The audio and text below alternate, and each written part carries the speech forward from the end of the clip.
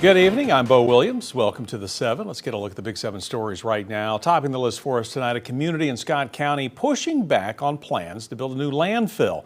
The site would include a rail transfer station where containers of waste could be shipped in from other places. The landfill would be built next to an existing separate landfill off of Bear Creek Road. Now, this is between the Winfield and Oneida communities. The company Transrail Waste Services filed for a permit with TDEC to build the landfill. Now, these example photos of a rail transfer station were included. However, the application was deemed incomplete in June. But some members of the community are concerned about the plans now moving forward, specifically its proximity to Winfield Elementary School. Not only would that impact travel, concerns with all these trucks coming onto the highway and going to the landfill, there's concerns with regulations around a rail by waste transfer station. Some members of the community have formed a group to fight the project. We've reached out to an attorney for the company behind it, but have yet to hear back. Next on the 7 for you tonight, a man facing charges after witnesses say he stabbed another man during a fight at a party over the weekend. 21-year-old Jordan Henderson has been arrested on an attempted second-degree murder charge.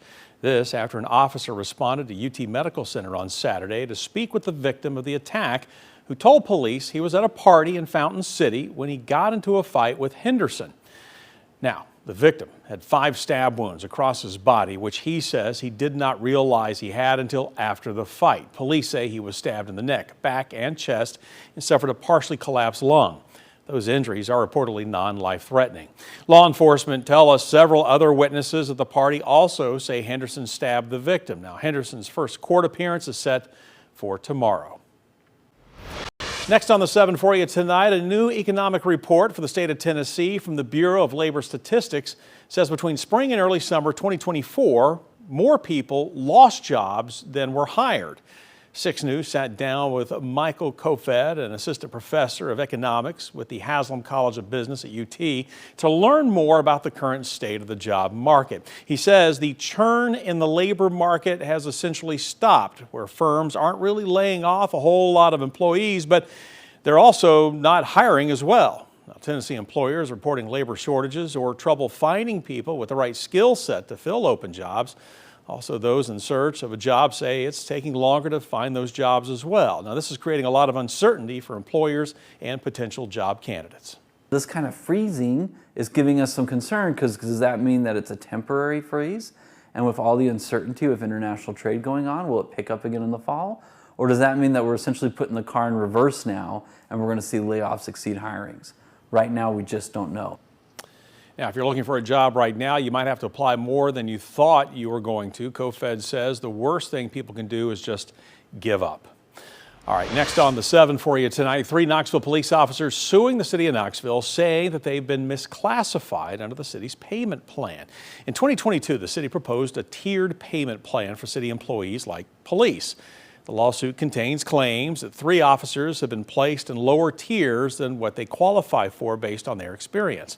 The officers originally asked to be reclassified and given the formula that was used to determine their current classifications. However, the lawsuit says the city refused. Among other things, these officers want back pay as well. Now, the city of Knoxville declined 6 News' request for comment, saying it does not comment on pending litigation. Now, you may remember earlier this year, a number of firefighters filed a similar lawsuit against the city, arguing the tiered step pay plan for civil servants negatively impacted them. In April, the city of Knoxville made a motion to dismiss the case. We're still waiting to see what is decided.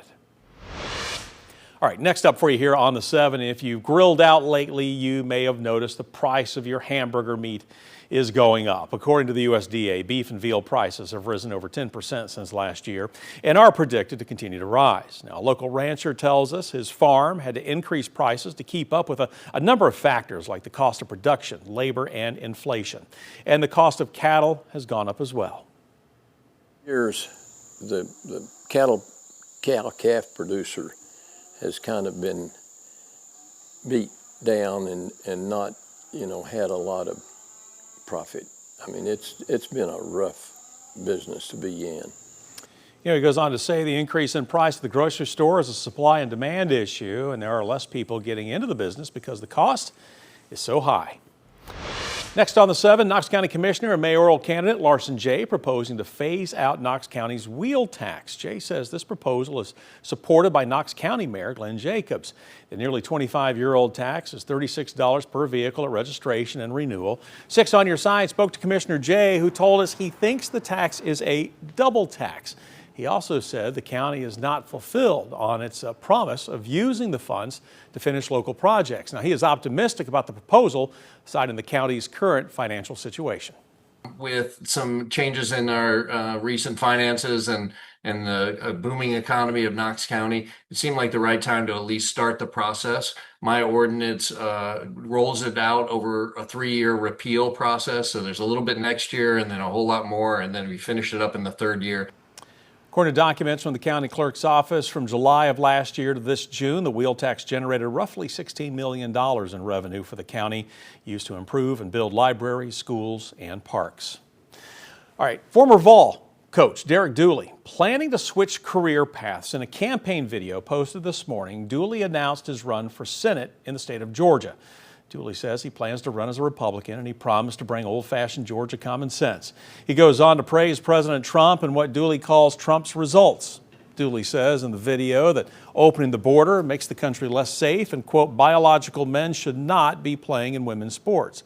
Dooley was the head coach at UT for 3 seasons before being fired in 2012. The Georgia general election is November 3rd. Of course, we'll be updating you as this race develops.